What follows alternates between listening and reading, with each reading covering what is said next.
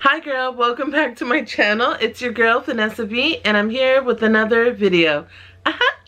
So today I'm going to be giving you guys the story time at the time I went to Dee Dee's and found love. Or should I say, what is it? Pathetic. Love? No. It's this. Love. It's so hard to do that. Why do people do that?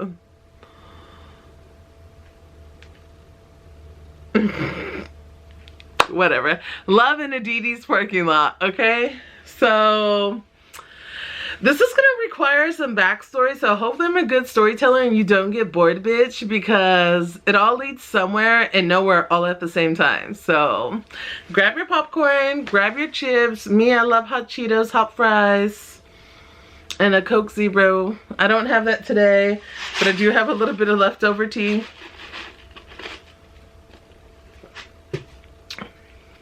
Here we go. So one day after work, I decide I'm gonna go to Dee Dee's, and I'm being to Dee Dee's after work. Okay, so one day after work, I decide to go to Dee Dee's. I go to Dee Dee's, and when I come out of Dee Dee's after I made my purchases, had my bag, had my 2 pink bags that you guys have already seen. Okay, next we're gonna go into Dee Dee's. So the first one, oh my gosh, when I first started seeing purses in this shade, I'm like, yeah, I don't know that I care for that shade of pink. This doesn't have a juicy, oh it does. It just says in the color light pink, and this is the Fame Satchel. But it gives a little like bubblegum pink, so I wasn't sure that I was keen on it. So here she is. Hey girl, how are you? How's your mom?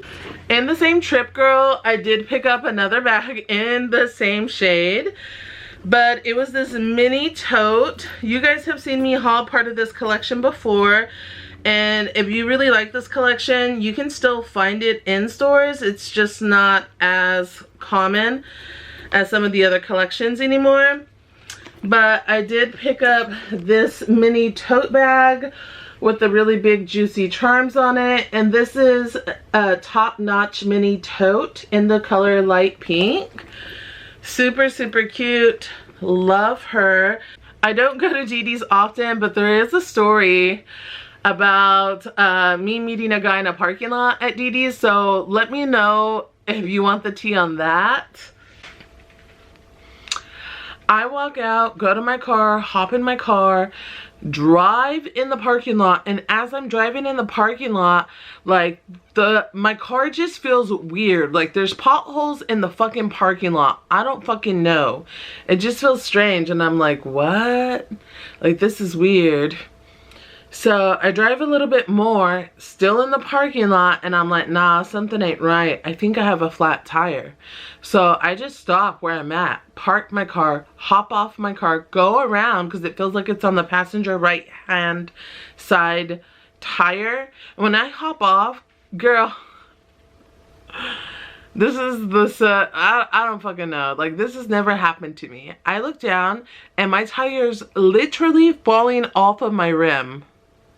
So you mean to tell me that my tire was so flat that it's falling off the rim of my car? Like, that is crazy. So I start trying to panic. Here's the thing about me. Like, once I start panicking, I get frustrated and mad. And honestly, usually I call my mom for help, but she ends up having to hear me like freaking out and upset at the situation or frustrated at the situation, which isn't fair to her. But I start thinking like, what do I do? What do I do? What do I do? So I decide to call the police to try to see if they will come and help me, since, you know, it's in a parking lot. And they're like, nah fam, like unless it's blocking like the entrance to the parking lot, like we're not gonna go. Like you gotta figure it out on your own, basically is what they told me.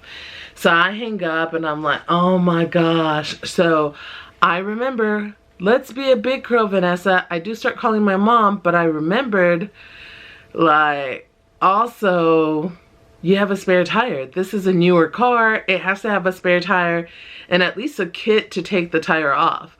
Now, luckily for me, I've have some experience taking a tire off before, which is another story.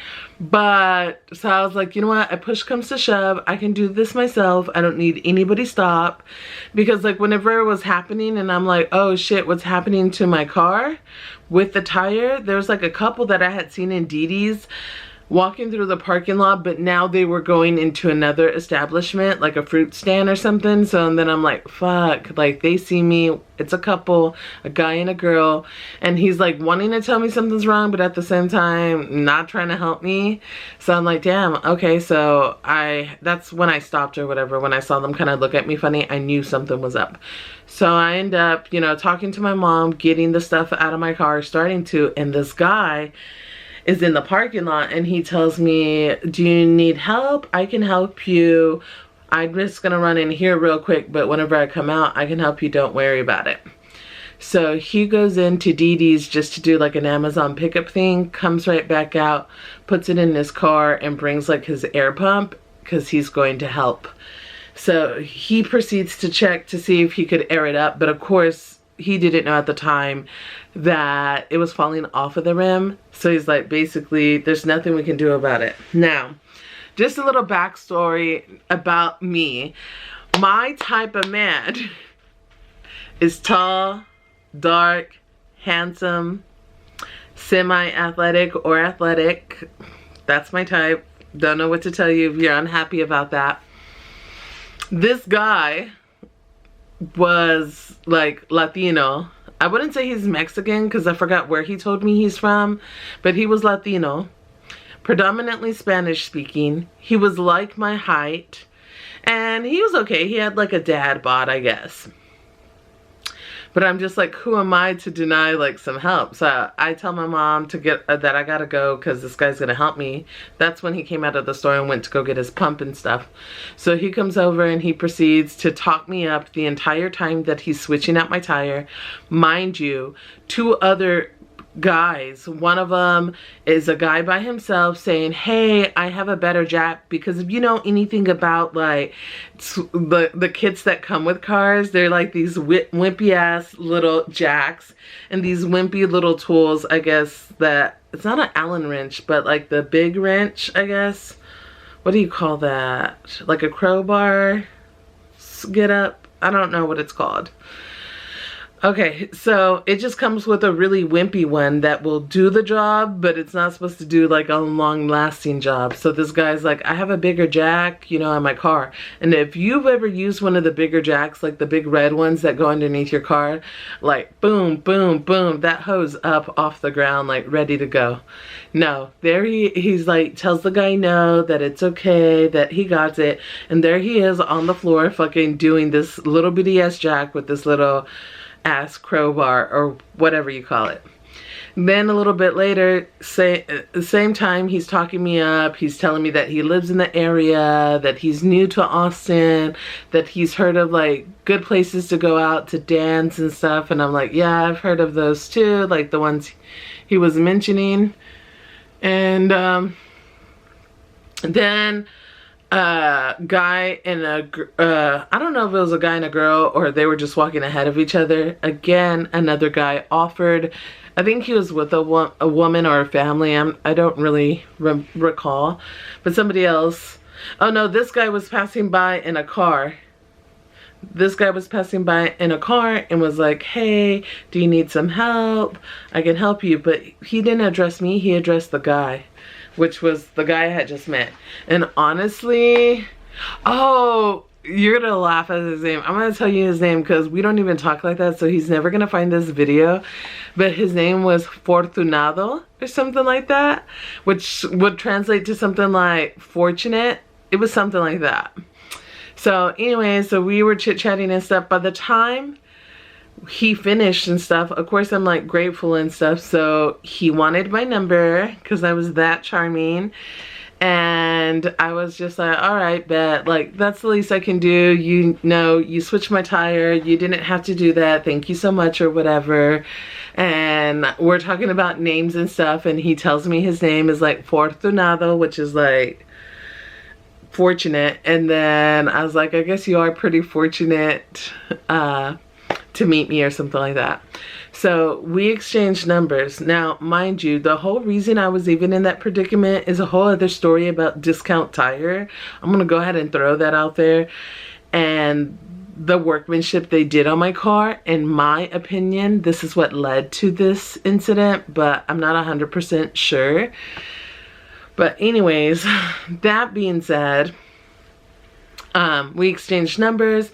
Tell me why this man is like, yeah, I was happy to meet you. I can't wait to see you. Well, first he starts off with like, hey, I just wanted to make sure you made it home okay. And I'm like, yeah, hopefully I'll make it to work tomorrow okay, because I can't take my car until after work. And he's like, you should be fine. Just drive slowly. Like telling me all the tips about how to like drive, basically knowing that I have a Mickey Mouse tire. And so yeah, we proceed to talk over the next day or so, and he's telling me it was really nice to meet me. He's excited. He can't wait to see me on the weekend, because this was like during the week. Tell me why this just fizzles out. I mean, I'm grateful that he helped me, and I didn't expect anything else from him. I mean, I wasn't hitting on him. Like, I felt like he was the one that was pressed, trying to get to know me, know more information about me, and ask for my number. But I'm just like, why do guys do this? I feel like, okay, so first of all, I guess I want to tell you, there's hope, bitch. You can meet somebody in real life. I just don't know that they behave better than anybody who's online, because I feel like there are guys that are online that will exchange numbers, that will express that they want to get to know you, that will say they want to take you on a date, or even go to the extent like, let's hang out on Saturday. And then Saturday comes and then it's like fucking crickets. And they don't say anything. And guess what? Usually they don't say anything on Sunday either. They wait like another day or so to be like, how was your weekend? Like, bitch, how do you think my weekend went? We were supposed to go out. What are you talking about? You know what I mean? Like, you're so dumb. So like, thankfully, this guy, in some ways, like, he did that basically. Like, hey, we're gonna hang out on Saturday. And then really there was no follow through to it. But like, thankfully he didn't, there wasn't a resurgence of him like a couple of days later, like trying to weasel his way back. I did hear that if you give guys like that a second chance, once they have to reschedule and reschedule or whatever, or go ghost in scenarios like that, and they come back and you allow them to, it's just that your standards are that low and they treat you like a doormat. So you guys comment down below if that's true or if that's how you believe or not. But I just recently heard that. And I don't know, that's kind of discouraging. Not because I thought he was going to be like the one. Like, maybe if he went inside and bought my DD's purchase for me, he would have been the one. No, but it's like, I appreciate you being a good Samaritan. But the fact that you asked for my number, I gave you my number, there was minimal follow through as far as reaching out to me, and we never even made it onto a date. Like, what are we doing? Why would you do that? Like, you could still finish the scenario, fixing the tire, saying thank you, giving a handshake, or you're welcome after I say thank you, and be done with it. But instead, you're like gonna do that. I don't know. I think guys are so frustrating. But all that to say that your girl still got it. And those bitches be mad. But it's never about money. It's about men. No, but for real.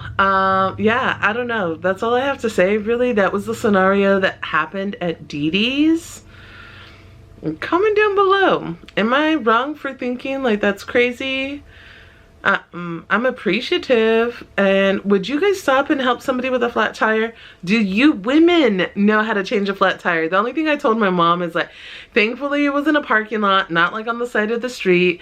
Second, if I had to do it myself. And second of all, that day I was not wearing a dress to work, so like I could get down and dirty if I needed to. But I do think I probably need a better jack, because I didn't like the feeling of that wimpy ass jack, especially if nobody's there to help me and I gotta do it myself. Anyways, yeah, girl, let me know if you like this story time, if you want to hear more story times about me and my dating life, or lack thereof, and people not following through and taking me on dates. And I'm so like, what are we doing? Okay. Until next time, girl. Bye.